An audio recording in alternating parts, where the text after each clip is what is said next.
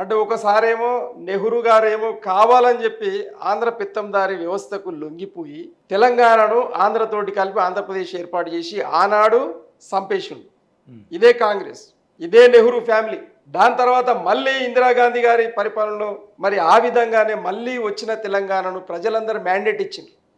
మాకు స్వరాష్ట్రం కావాలి, మాతోటి ఈ ప్రాంతీయ తత్వంతో వివక్షతోటి మేము విసిగి వేసారిపోయినాము. కాంగ్రెస్ పెద్ద మనుషుల ఒప్పందం నిర్వీర్యమైపోయింది. మా ప్రాంతానికి సంబంధించినటువంటి ఏ సమస్య కూడా వీళ్ళు పరిష్కరిస్తలేరు అని చెప్పేసి వాళ్ళు మ్యాండేట్ ఇచ్చారు కదా.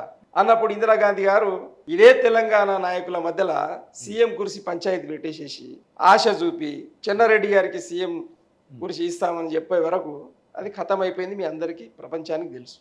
అంటే ఆయన సీఎం సీట్ తీసుకుని ఈ పోరాటం ఆపేసి ఏం చెప్తారు మీరు?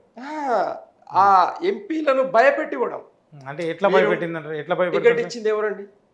టికెట్ ఇచ్చింది సార్, టికెట్ ఇస్తారు కరెక్టే, ఏం భయపెడతారు నాకు అర్థం కాలేదు, అది చెప్పండి. ఇప్పుడు టికెట్ ఇచ్చేది వాళ్ళు. ఏదో చెప్తారులేండి, అందులో నిజం ఉంటుందో నాకు తెలియదు కానీ ఏదో ఇందిరాగాంధీ గారు పిలవడం, లేకపోతే చెన్నారెడ్డి గారు లాంటి వాళ్ళు పిలవడం, ఒక ఫైల్ చూపించడం, ఫోటోలు చూపించడం, వీళ్ళు వెనక్కి అది ఎంత నిజం ఉందో నాకు తెలియదు. అప్పుడు మీడియా లేదు, లేకపోతే అప్పుడు నేను లేను. ఏం చెప్తారు? అయితే దానిలో 11 మంది ఎంపీలకు వాళ్ళు ఏం చేశారు అని అంటే భయభ్రాంతులకు గురి చేశారు. ఎందుకు? మన దగ్గర 1940 నుండి ఎర్రజెండా పార్టీల దబ్దబా ఉన్నమాట వాస్తవం. ఎర్రజెండా పార్టీలు జనాల కోసం, కమ్యూనిస్టు పార్టీలు చాలా వేవ్ క్రియేషన్ చేసి ప్రజా సమస్యల మీద పోరాటం చేసిన మాట వాస్తవం. తెలంగాణ వాదాన్ని నిలబెట్టడంలో దాని ప్రధాన పాత్ర.